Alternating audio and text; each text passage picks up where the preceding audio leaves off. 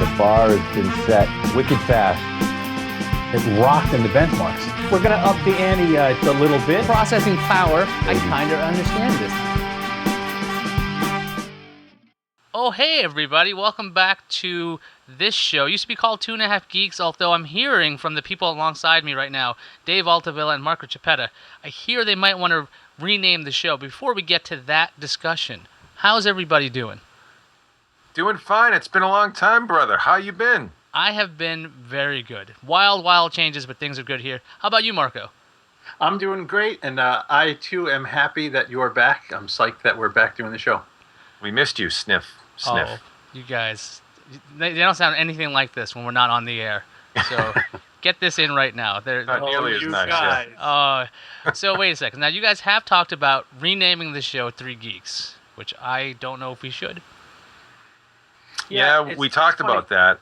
You, quite frankly, are a full geek, and we know it, and you can't deny it. But we'll have to ask the audience if 2.5 has the same, or 3 Geeks has the same kind of ring as 2.5.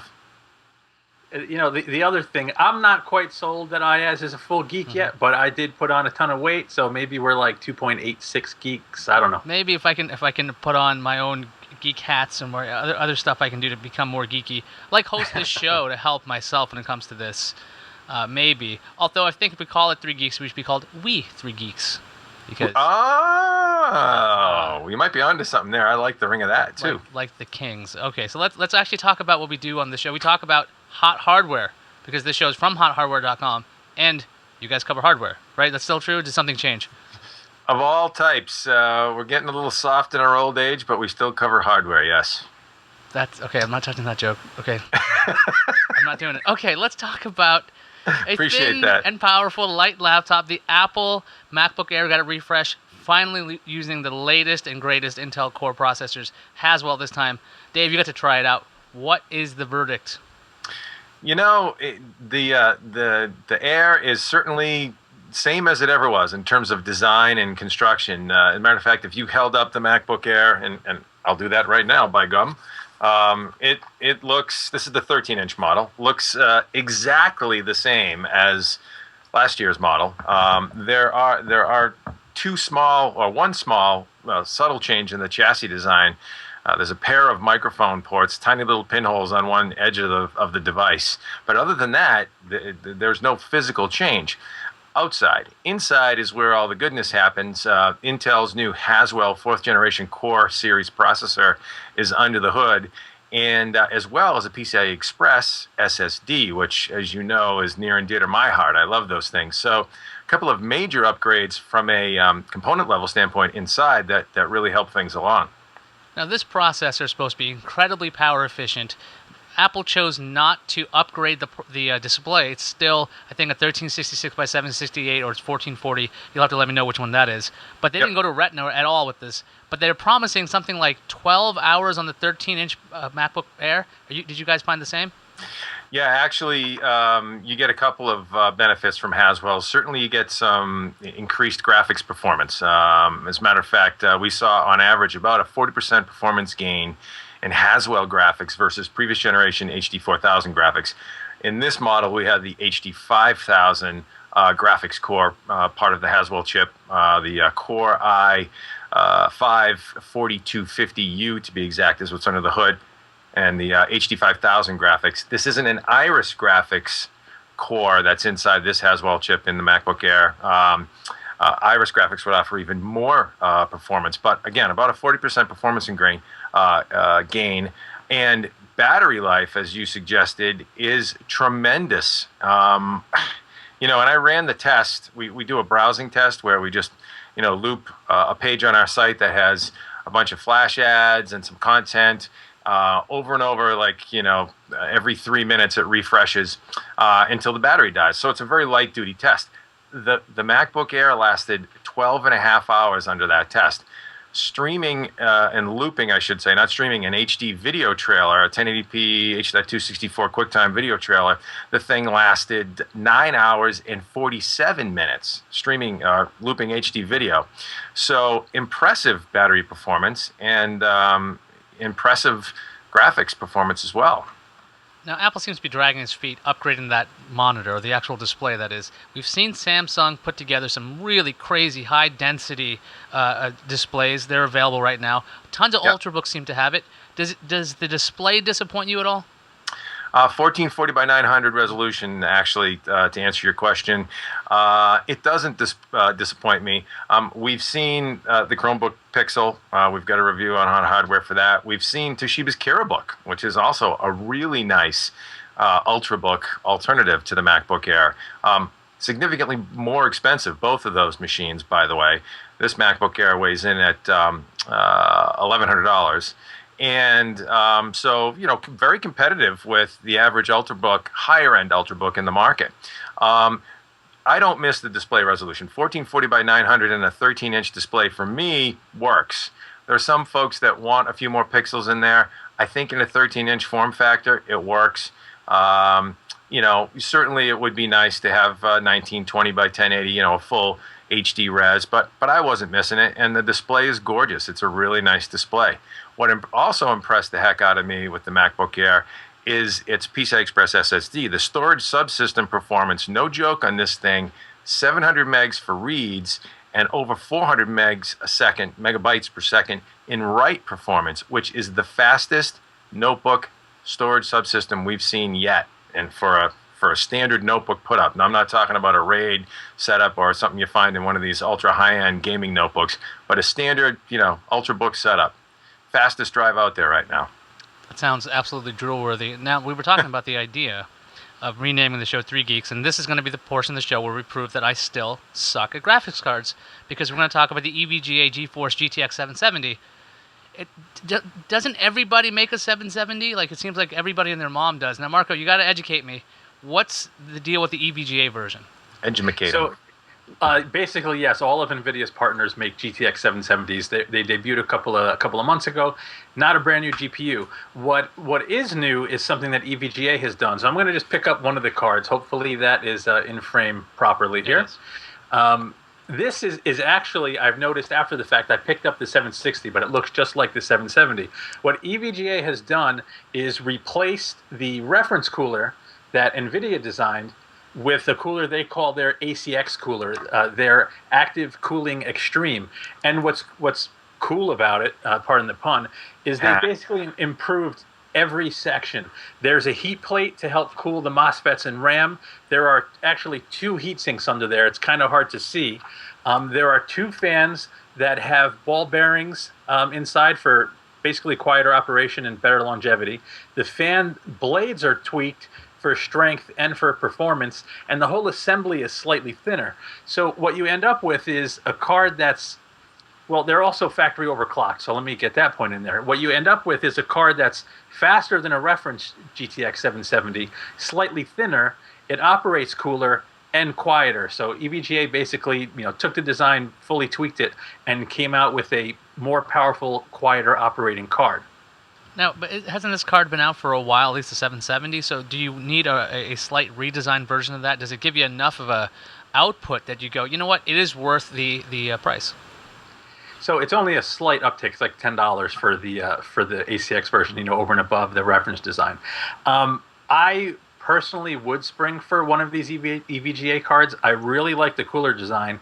The way the 700 series was designed with GPU Boost 2.0 is the cards will typically ramp up to a target temperature. So if you have it set to 80 degrees with the reference cooler, they ramp up to 80 and they max the clock and voltage to kind of maintain that 80 degrees to keep performance as high as possible.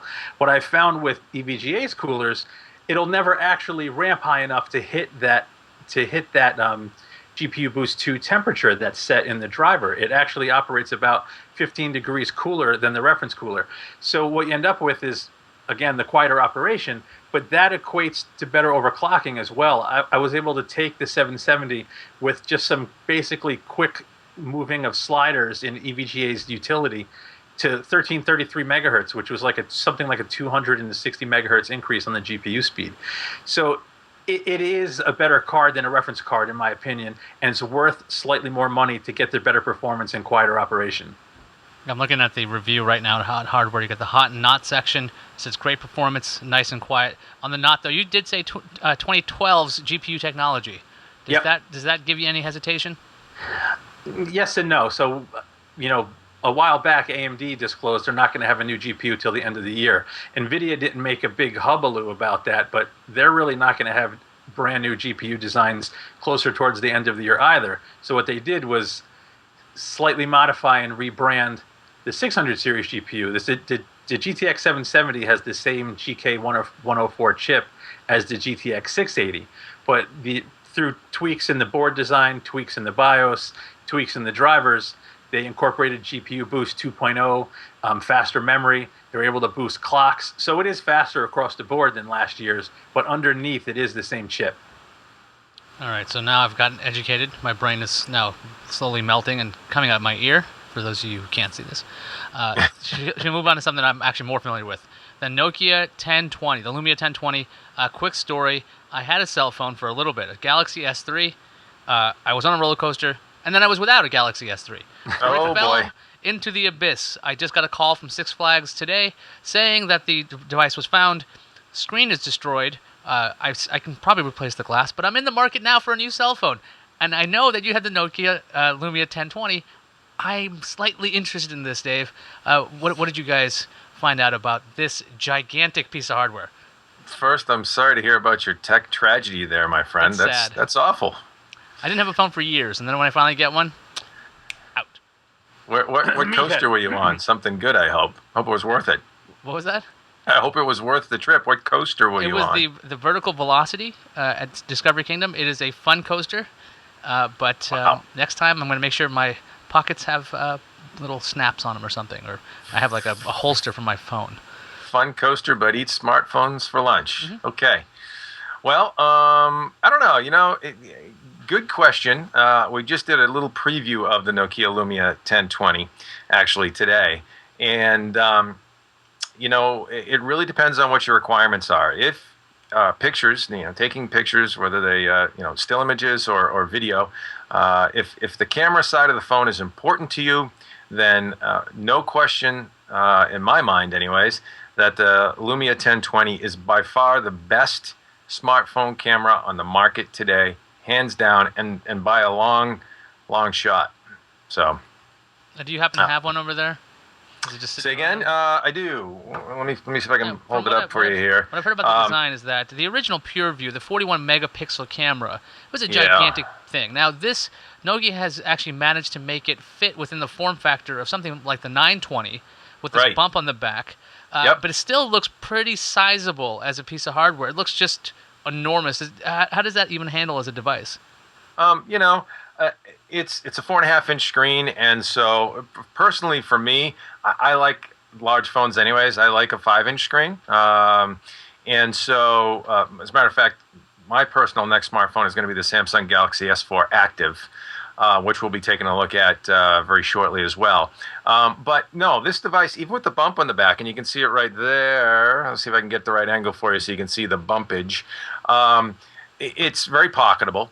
And so I didn't find that the bump was a problem per se. When you put it down, when you actually lay it down on a surface, it doesn't quite lay flat. That bump obviously keeps that side of the phone up off a desk or whatever you put it on. So a minor annoyance, not a big deal, but it doesn't have quite the low profile when you set it down. The camera, on the other hand, is amazing. I mean, for a smartphone camera. So we'll put that caveat in there.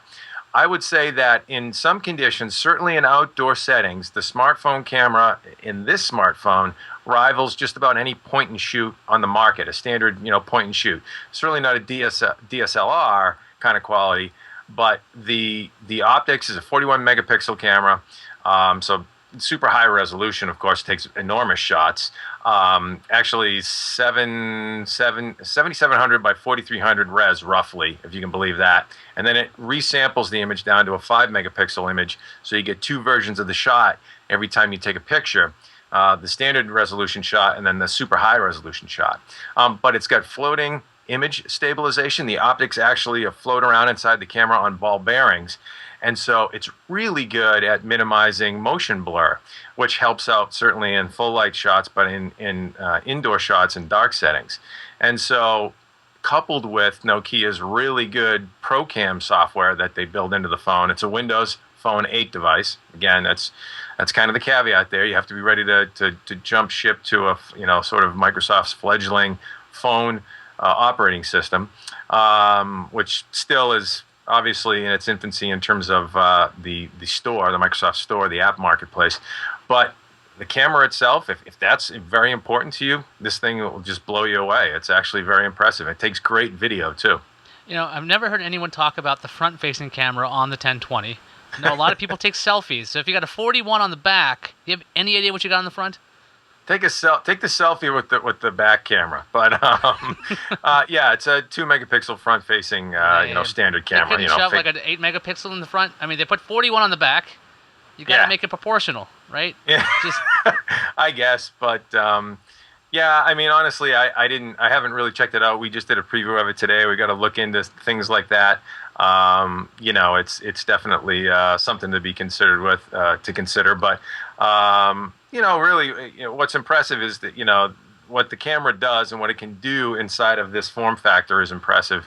In terms of how it handles, it's a Windows Phone 8 device, so it's fast, switching between apps, and even though it's only got a dual-core Snapdragon processor on board, dual-core 1.5 gigahertz Qualcomm Snapdragon processor, which isn't, the fastest SoC in the market these days. You can certainly get faster in other smartphones. But, with the Windows 8 experience, it's very fluid, it's very fast, switching between apps and getting access to them with the tile interface that Microsoft does so well these days. It works. It's, I would say for folks that want just a very simple camera, do a little bit of sharing, Facebook, share their photos out, do some email, browse the web, make some phone calls. It's actually a very efficient, well-built phone. It'll get the job done, and it'll take pictures better than any of your friends' smartphone cameras, that's for sure. I'm definitely intrigued by this device. Although the Windows Phone jump to me is a little bit much, I've really fell in love with Android when it comes to customization and widgets. I know live tiles are a lot like widgets. They're just square. It's not that crazy, but I definitely like having the option to mess with things and also messing with other ROMs, which, by the way... Windows Phone just doesn't have the geek factor of Android by any stretch. Windows Phone is like the perfect step up if you've had a feature phone. And you're like, what's this thing? Oh, I get it. But if you know anything, it's hard to go the other way. Very, very hard. I would agree with you. Yep. Shall we go on to what looks to be a mistake in the rundown? It says SanDisk Extreme Micro SD XC memory card. Clearly, you had done a review, and you somehow put the wrong link in the rundown, because I know we talk about hardware on this program, but a memory card? Yes. A micro SD card? Marco? I do want to talk about a micro What is SD that card. in your finger? Is it a little... What is that? This is it. I'm going to mess up the camera for a second. There it is. There it is. It's a breadcrumb. How'd that get on the show? Before I talk about this, I want to just mention something about Windows Phone 8. I have a Lumia 920 here, a Galaxy S4, a Galaxy S3, a Note 2, and an HTC. Here it comes. Just mock. No. This is going you. to be good advice for somebody looking for a smartphone. If you are already entrenched in either Android or iOS, very difficult to switch to Windows Phone 8. If you are considering a new smartphone for email, browsing the web, taking pictures, aren't invested in any app markets, really give Windows Phone 8 an honest try. It's so fast and fluid and easy to use and intuitive. It's just when you start digging into the ecosystem where you find it lacking versus the others. But if you're not one to search out tons of apps, you might really enjoy it. Do not dismiss it out of hand. That's all I wanted to say. I would agree, and I want to add one thing onto there that I forgot to mention, Marco. That's a good point. It just works, as they say. But I would offer again that's where the ecosystem really needs to kick in to make it a complete solution. Notably missing from a camera with a 41 megapixel camera on the Microsoft Store is Instagram. It's like there's no Instagram. Everybody's using that with their smartphone camera. So yeah, everybody's ruining their photos with Instagram nowadays. The other thing is, if you have a 41 megapixel image, you can't upload it to Instagram anyway. Even the 5 megapixel one might be too high res for Instagram. That's the problem. Well, I don't know. The 5 megapixel, probably not. But it's the store. That's where you're lacking the App Store. But I have a feeling Microsoft's working on catching up. I think they've got enough pull in the marketplace when it comes to, no pun intended, when it comes to getting developers on board. Even though there might be other fledgling operating systems, BlackBerry 10 is a good example. Microsoft has a staying power, and they're making money hand over fist. It was hilarious watching their stock reports come in. They're like, they only made $19 billion. What do you mean only made $19 billion? Of That's profit, freaking yeah. phenomenal. Not, oh, we expected 20. Oh, we're sorry about that. Yeah, you're really slow and steady, but they're not going anywhere. And let's go back to this typo of a rundown issue. Marco, you apparently had a piece, that little piece of plastic that holds your loaf of bread closed? That's what you seem to have. What do we have here? That's exactly what it is. You have it's a little thing right on your face. Oh, let me get it off. Hold on. Yeah, just pop. I got it off. There you go. Oh, that is gross. This is funny. I know you guys were going to make fun of me for wanting to talk about this, but there's so much confusion with these little micro SD cards. I wanted to bring some attention to this particular one. This is SanDisk's new Extreme Series micro SD card. So it's Class 10 and UHS-1 certified. Now, there's tons of cards that are Class 10 UHS-1 certified, and people think that, all right, if it's a Class 10 card, then they're all the same, but it's not. Those certifications call for a minimum write speed of 10 megs a second, and a lot of the cards you'll find out there do about 10 megs a second when you test them out. This puppy will do, it's rated for 80 megasecond reads and 50 megabyte per second writes. But when I tested it, it was closer to 90 meg per second reads and writes over 60. And what's cool about that is when you're recording video, taking pictures, or copying stuff to and from the card, it's so much faster than a crappier Class 10 UHS-1 card. And it made a difference in my daily life. So I was like, you know what, let me talk about it for a few minutes. I'm one of those guys that, like, I rip my kids' DVDs to my phone. So if we're out and about and, one of them's getting a little fired up, I can fire up one of their videos. Copying the videos on and off my card would take 5-6 minutes sometimes with my slower card. With this one, it's like a minute, sometimes less. So it's a tiny little thing that people probably don't think about too often, but this little puppy will hold 64 gigs, and it'll move data, 2, 3, 4, even 5 times faster than some similar cards. So I thought it was worth talking about because people are buying these for their phones and tablets. Now, do you agree? I was kind of mocking you. The idea, like Agreed. I used to do these things with like video cameras, and I used to get SD cards, not micro SD cards. This is in the old days. SD cards, and the classes did definitely matter if you wanted to be able to capture high definition video at a certain bit rate. And what you're talking about, really simply, is if you want to be able to transfer all of those movies and stuff to an SD card and then put it in your phone, like, you just remember to do that by 5 minutes before you leave. That's Right. when you remember to do it. You bring the card over, and you're like, "What is this? USB 1.1? Why is this taking forever?" It really makes a huge difference. What was the cost on these things, though? Because I know when you go up in class with the SDXC, it gets pretty pricey. Yeah, it's actually the 64 gig card. The MSRP is pretty high, but you can find that at Amazon for about $100, give or take a few bucks, and that's about twice as much as some of the cheapest Class 10 64 gig cards. But I saw a Class 10 64 gig card for $51.99. But it was 50 megasecond reads, 10 megs a second writes. So you get 5 times the write speed and not quite double, but 35% faster reads for about 2x the price. I personally would totally pay it because the write speeds are worth it. It literally saves me minutes every time I'm getting out the door and copying new stuff to my phone. Yeah, that's a 64 gigabyte version, though. The 32 is usually pretty cheap and can be as fast, same class stuff you can get. I always hedge at the 64 because it's just so dang expensive. 32, It's pretty good. Buy 2. The 32, I will tell you in just a second because I priced that one as well. The 32 gig cards you can find for $46. Yeah. That too is pricier than other 32 gig cards, but again, absolutely worth it for the increase in performance. I want to point out 2 more things. The 32 gig card is only writes up to 30 megs, so still about 3 times faster than cheaper ones, but not as fast as the 64 gigger. And also keep in mind, you need a USB 3 card reader if you want to write to them at their max speeds. Slow USB card readers aren't going to cut it. Well, both of those cards, or both versions of those cards, more expensive than the Google Chromecast, just introduced last week. $35. It's an HDMI dongle. It's not really a set-top box. It's if a set-top box was just attached to your television. You guys, do you have one yet? Either one of you? No, we don't. Okay. Nope. We've requested one. I ordered mine on the day it was released. I paid extra for the shipping, so I should have had it today. It shows up on Thursday, making me a very unhappy customer, Google. Thank you for making sure I can't get my hands on this. If I ordered it at Amazon, by the way, you would have gotten it on Friday, because that's when the first ones appeared at work. Friday. What are your opinions on the Google Chromecast? Because I think it could be pretty cool.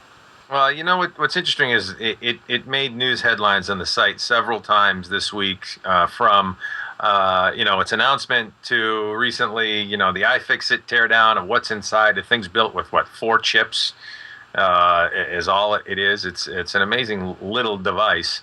To recently they rooted it. It took them a couple days before this thing was out before it was rooted, and folks are now going to be cooking custom firmware for it.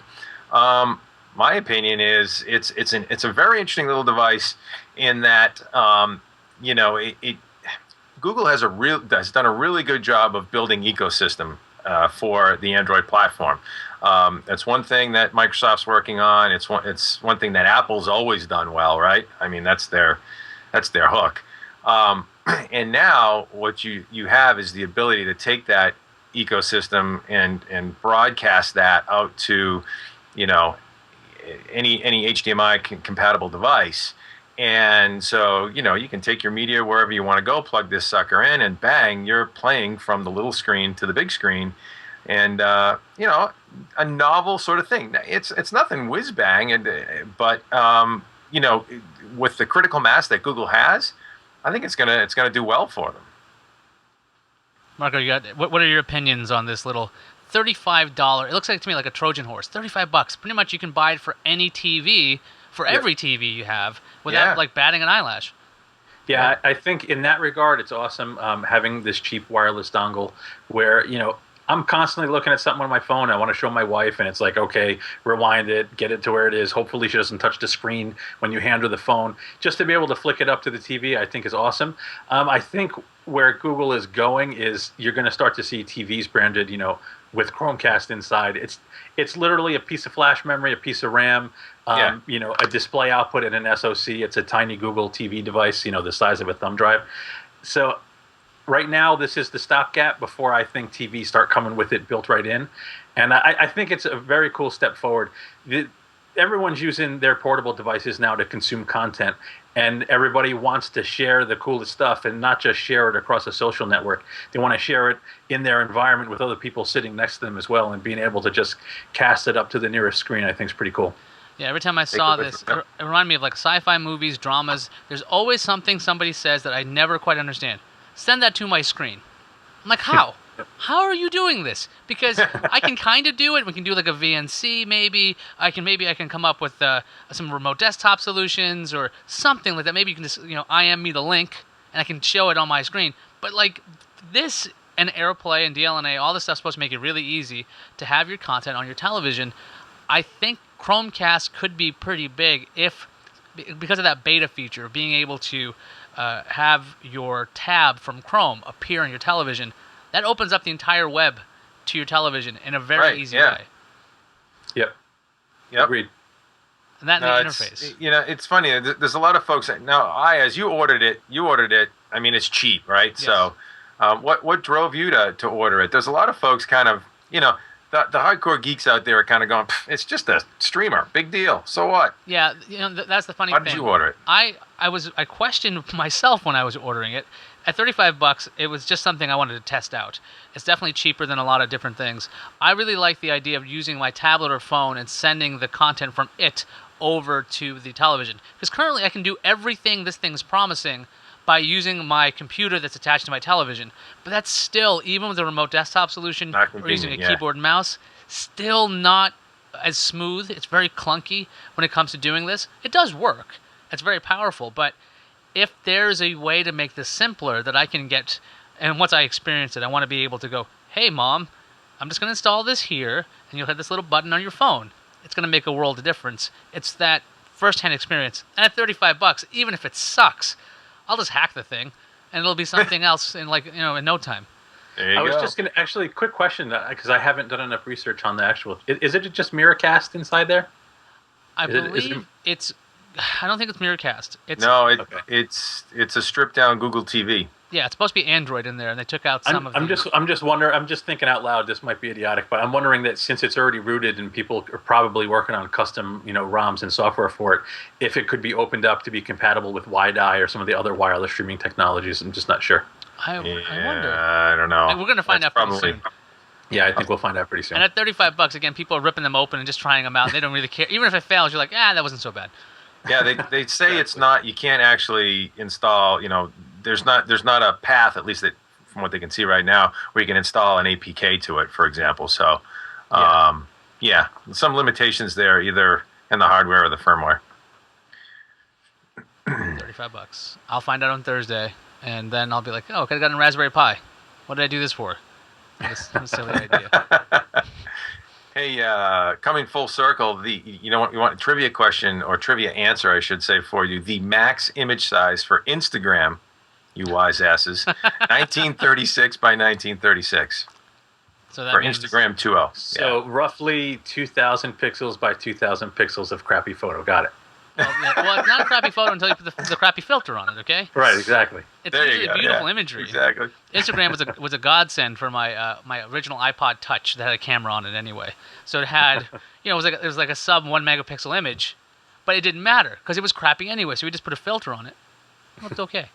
There you go. Yeah, I take some nice 8 megapixel shots. Let's make them look like a Polaroid and upload it. Awesome. People like that kind of stuff. It's nostalgic or something. I don't quite get it. I don't understand these kids today with their socks up to their knees and. Oh, I tell you, it's the new Facebook, Instagram, right? Everybody's on that. Well, it belongs to Facebook, so it's the old Facebook.